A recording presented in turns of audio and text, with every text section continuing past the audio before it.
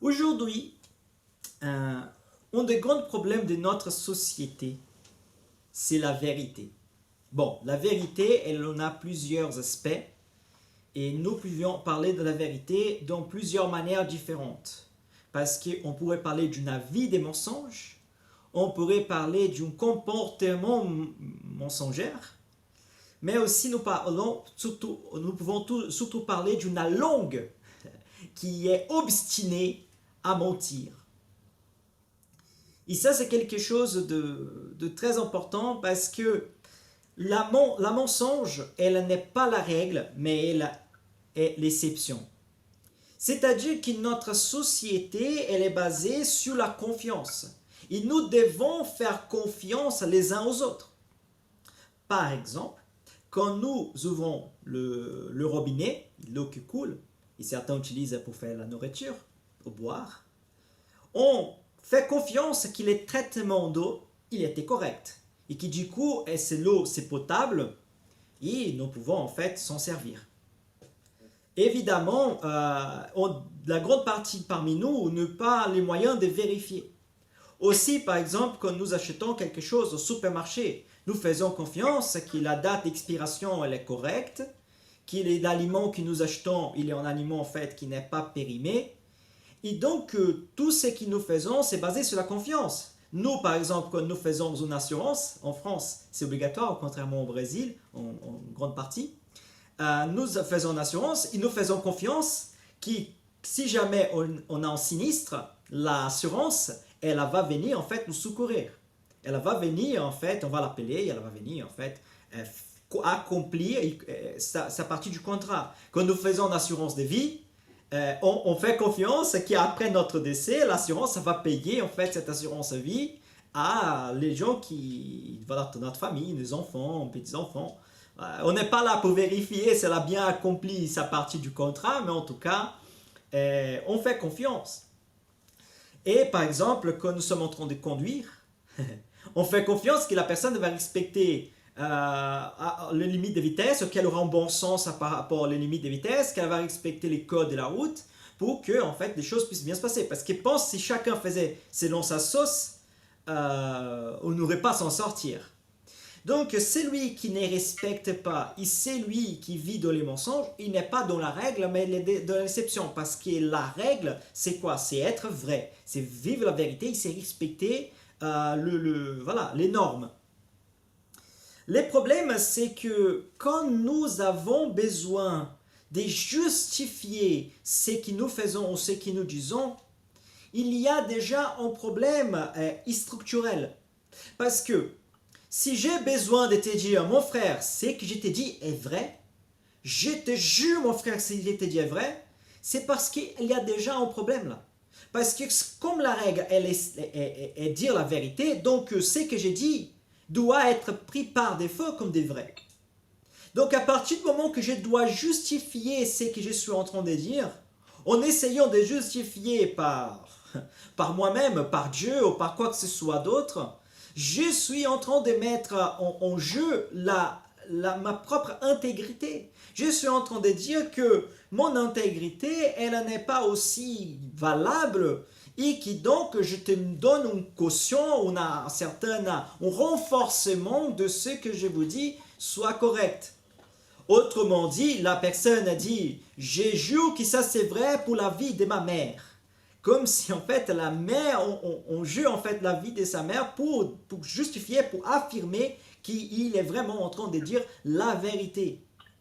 Pour ceux qui ne connaissent pas cette expression, c'est-à-dire que si je jure pour la vie de ma mère, si j'ai dit le mensonge, que ma mère meurt en fait. Donc c'est ça que ça veut dire ça. Je vais vous lire les textes tout de suite.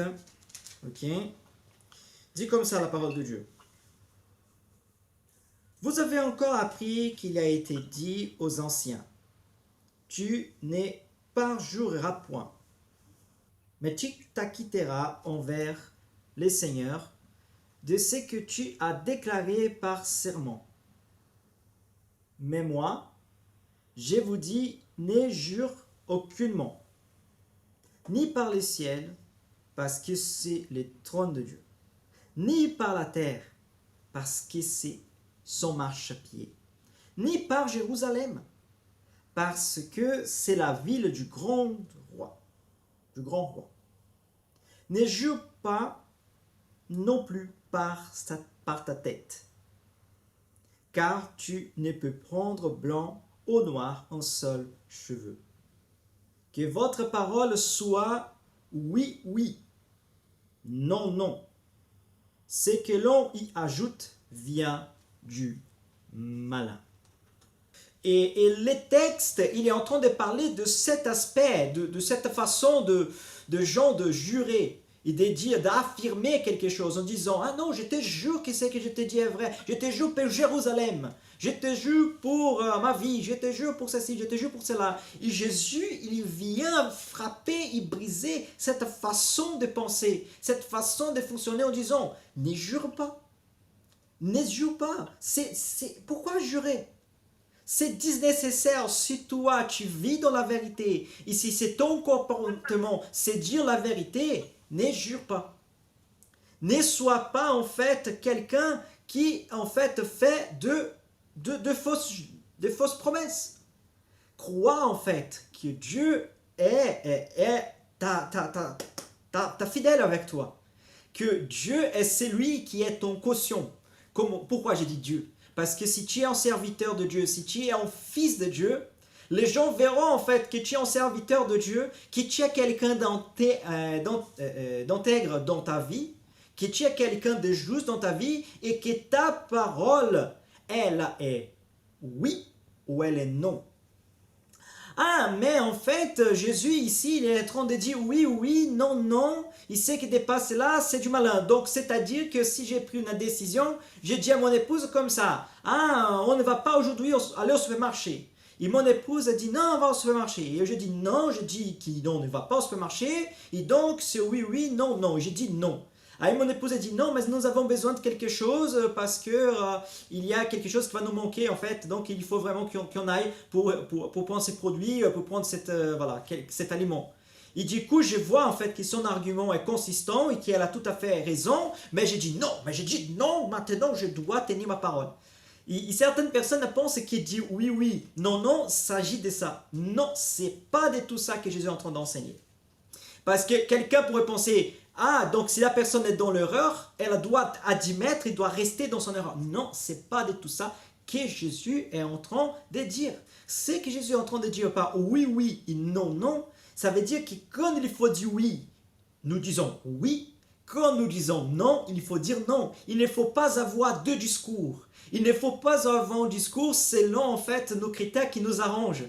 C'est-à-dire que admettons que je suis un politicien, je parle de moi, mais un politicien, il y va dans certains publics, il y va faire un discours en fait qui plaise certains publics. Il y va dans une autre région, il y va faire un discours qui plaise d'autres régions, et qui des fois ces deux discours sont contradictoires en soi, mais il fait ces deux discours pour en fait faire plaisir les uns les autres. Tu vois, c'est-à-dire que je vous dis des choses, pas parce que c'est vrai, mais parce que ça va vous flatter, parce que ça va vous faire plaisir. Et Jésus, il est en train de dire non. Si on dit oui, c'est parce que c'est oui. Si on dit non, c'est parce que c'est non. Ah, mais Jésus ici n'était pas en train de dire qu'on ne doit pas changer d'avis. Non, c'est rien à voir. Si on doit changer d'avis, parce que, admettons, j'avais tort, j'ai dit non, mais j'avais tort, c'est pas un problème de changer d'avis. Au contraire, c'est tout à fait correct de changer d'avis. Rester dans l'erreur, c'était un problème.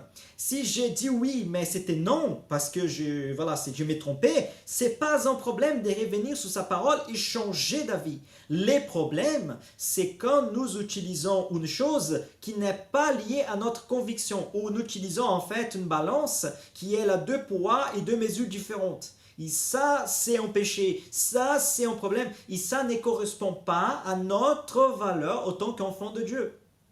D'accord? Donc, si mon épouse, elle a mis un vêtement, et elle a dit comme ça, qu'est-ce que tu penses? Tu penses que c'est beau? Je la demande, est-ce que tu veux vraiment savoir la réponse? D'accord? Pourquoi? Je ne veux pas me compromettre. Non, mais en fait, la question c'est aussi que la personne dit non, du coup je dois dire que c'est moche, ou je dois oui, c'est beau. Non, en fait, il y a plusieurs façons de parler, de s'exprimer, d'accord, qui on n'est pas nécessairement en train de mentir, mais qui on peut exprimer aussi notre avis. C'est-à-dire, ah, peut-être que notre vêtement, ça t'ira mieux. Ah, peut-être que notre coiffure de cheveux, peut-être que ça sera plus adapté pour toi. Tu vois, il y a certaines façons aussi de dire certaines choses sans nécessairement à vouloir faire plaisir à tout le monde et dire des mensonges. D'accord? Donc, on peut avoir des tacts, et c'est ça aussi qui est important. Parce qu'il y a des gens qui disent, non, moi j'ai dit la vérité, et donc si je ne trouve pas bon, je dis... En fait, moi, je trouve que moi, je suis quelqu'un de très franc, de très honnête. Pourtant, je suis quelqu'un aussi que j'ai dit les choses, en fait, en réfléchissant de la meilleure manière d'exprimer, la meilleure manière de dire, de la façon que je puisse, en fait, apporter mon avis, mais aussi apporter mon avis qui soit de manière constructive. Et je pense que c'est ça aussi que Jésus, il nous apporte, il nous enseigne. Jésus, il dit toujours qu'il disait la vérité, mais il disait la vérité des fois dure et directe, parce qu'il fallait briser certaines choses, mais des fois avec des tacts pour pouvoir faire que les gens comprennent. Tu vois, comme par exemple Jésus parlait avec les escribes, les pharisiens, des fois Jésus parlait de manière dure et directe, mais pourquoi? Parce que c'était comme un marteau, comme un marteau qui frappait en fait une pierre, ok, un rocher, qu'il fallait briser certaines structures, certaines compréhensions. Mais des fois, quand Jésus parlait avec les pécheurs, avec des gens qui étaient connus et reconnus par des mauvaises réputations, Jésus peut-être était plus souple envers ces gens-là. Pourquoi? Parce qu'il voulait en fait faire que ces gens viennent à réfléchir par rapport à leur mode de vie, leur façon d'être, et aussi être accueillis par quelqu'un qui veut vraiment les aimer. D'accord? Parce que tout ce que ces gens, des fois, ils subissent, c'est un manque d'amour, un manque de compassion. Et Jésus montrait cette compassion en étant toujours vrai. Et c'est ça, donc, dans l'enseignement que Jésus est en train de nous dire. Il y a un exemple dans un livre qui il parle comme ça. Si une dame a besoin d'affirmer qui est l'homme dame, c'est parce qu'elle n'est pas une dame. Parce que tout le monde qui voit une dame, elle doit voir qui c'est une dame. Et donc, si nous besoin rajouter, j'y reviens, si nous besoin de rajouter, si nous besoin de réaffirmer, si nous avons besoin de jurer par Dieu ou par quoi que ce soit d'autre, c'est parce que il y a un problème lié à ce que nous sommes en train d'avancer, à ce que nous sommes en train de dire. Il n'y a personne qui était plus vrai que Jésus-Christ. Il n'y a personne qui disait plus la vérité que Jésus. Et Jésus nous montre l'importance de dire la vérité. Si par exemple nous prenons le Kant, bon, c'est un peu de la philosophie, mais Kant, il y avait une expression qui disait il faut dire la vérité coûte que coûte. C'est intéressant parce que Kant, il y avait cette compréhension d'une certaine éthique chrétienne, bien que, bon, Kant était chrétien, il y avait cette compréhension de cette éthique aussi, dans sa philosophie. C'est quelqu'un de très difficile à lire.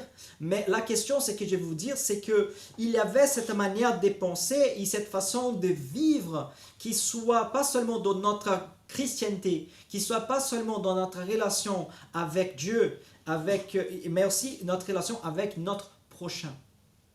Dieu, on ne peut pas mentir à Dieu. On peut mentir à nous-mêmes. On peut mentir à nous-mêmes quand nous parlons avec Dieu. On peut mentir à nous-mêmes quand nous exprimons envers Dieu. Et nous pouvons mentir à nous-mêmes quand nous parlons avec nos prochains.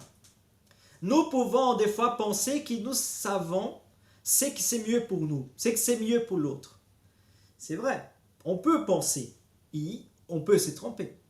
Mais que la grâce de Dieu puisse nous aider à être toujours dans la vérité. Et que notre parole soit unique. Que notre changement d'opinion ou d'avis ne soit pas lié par une question de ce qui m'arrange plus, mais qu'il soit lié par vraiment une conscience, une évolution d'une manière de penser qui est en évolution de tous les jours. Et c'est ça qui est très important. Et c'est ça qui doit être notre vie. Ok? Et nous ne devons pas nous détourner de cette vérité.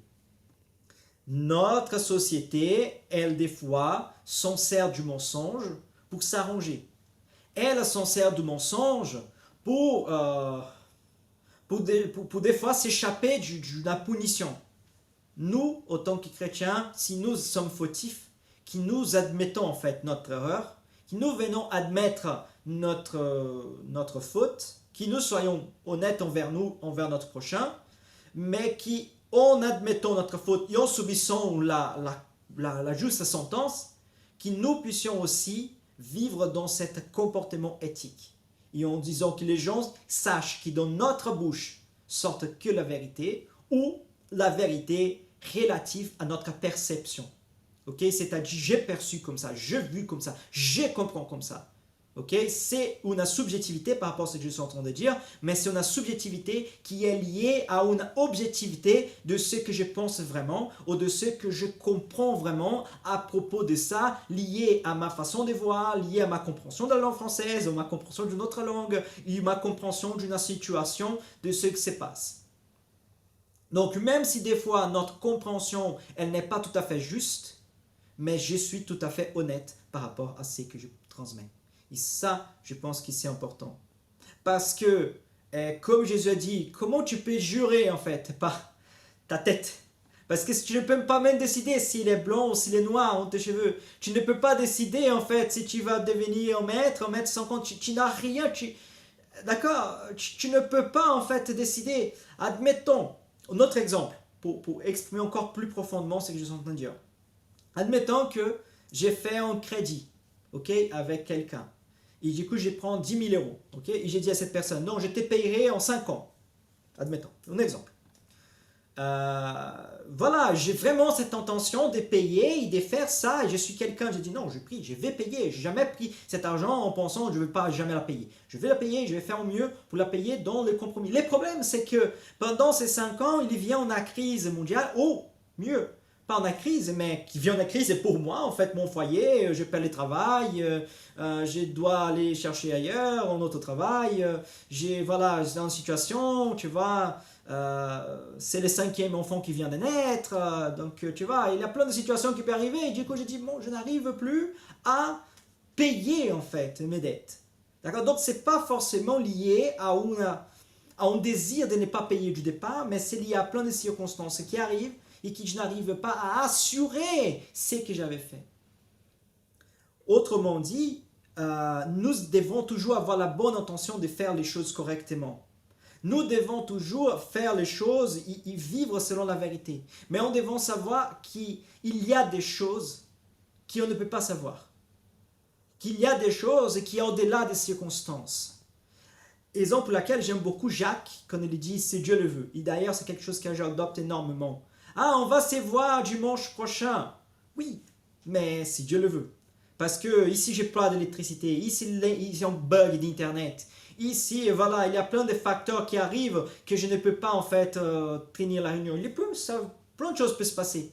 Donc, mais dans la normalité et dans mon intention, quand je vous dis oui, c'est oui. Si les non arrivent, il arrivera pas lié par ma motivation, mais lié par les circonstances qui est plus fort que ce qui se passe. Nous avions parlé, par exemple, Pierre, dans les études bibliques de mardi, que Pierre a nié Jésus. Pierre disait, « Ah, je serai avec toi, même tout le monde t'abandonne, je ne t'abandonnerai pas. » Pierre, à ce moment-là, il s'est trompé. Il s'est monté à lui-même. Un exemple de ce que je disais tout à l'heure. Il s'est monté à lui-même parce qu'il pensait quelque chose, mais que ça ne correspondait pas à la vérité. Et quand les circonstances arrivent, il ne peut pas tenir. Là, ce n'est pas en force d'une circonstance seulement, mais c'est lié à un mensonge, une incompréhension, une fausse connaissance qu'il y avait de lui-même. Et Jésus, en fait, les met dans la réalité en disant, « Pierre, sache-le qu'avant que le coq chante, tu vas m'igner 3 fois. » Donc, nous devons être dans la vérité et que notre parole soit comme la parole de Dieu. Oui, pour ça il faut dire oui. Non, quand il faut dire non. Que notre vie soit la vie d'un enfant de Dieu et que les gens voient Christ en nous en sachant que nous allons dire les choses selon notre vrai avis, selon notre vraie perception et qui, au contraire, c'est mieux que nous nous taisons, que nous ne disons rien. Si on ne peut pas dire la vérité, dans certaines circonstances, c'est mieux qu'on se taise, d'accord, qui mentir. Mentir, c'est jamais une option. Un chrétien ne doit jamais mentir. On peut se tromper, comme j'ai dit. Alors, je pense une chose, mais au final, c'est une autre. Mais entre guillemets, je me trompe de manière honnête, en disant, je ne dis pas certaines choses parce que, non, voilà, j'ai pensé que ça serait mieux. Au final, l'autre option, ça s'avérait mieux que celle que je pensais. Mais en tout cas, je faisais et je disais ce que je disais parce que je pensais vraiment à ça. Pas parce que il y avait d'autres intérêts derrière qui me faisaient un certain type de lobby, d'accord? C'est un politicien nous occupe en ce moment. Un lobby qui pouvait me faire des bénéfices ou tout ça. Non, ça ne correspond pas à nos valeurs. Nos valeurs doivent être oui quand il faut dire oui, non quand il faut dire non. Et que notre parole doit être par défaut prise comme la parole des vérités. Même si il y a plein de facteurs et plein de circonstances qui des fois on ne peut pas contrôler. Okay? Que notre intention et que notre manière de vivre soit vivre selon la vérité. Amen. Nous allons prier en ces moments et après nous allons passer aux questions, aux rebondir par rapport à ce que nous avons discuté. Seigneur éternel, merci beaucoup pour ce moment. Merci beaucoup pour ta parole. Que tu puisses nous guider, que tu puisses nous fortifier, que ta parole puisse grandir dans notre cœur. Pour la gloire et louange de ton sang merveilleux nom. Amen.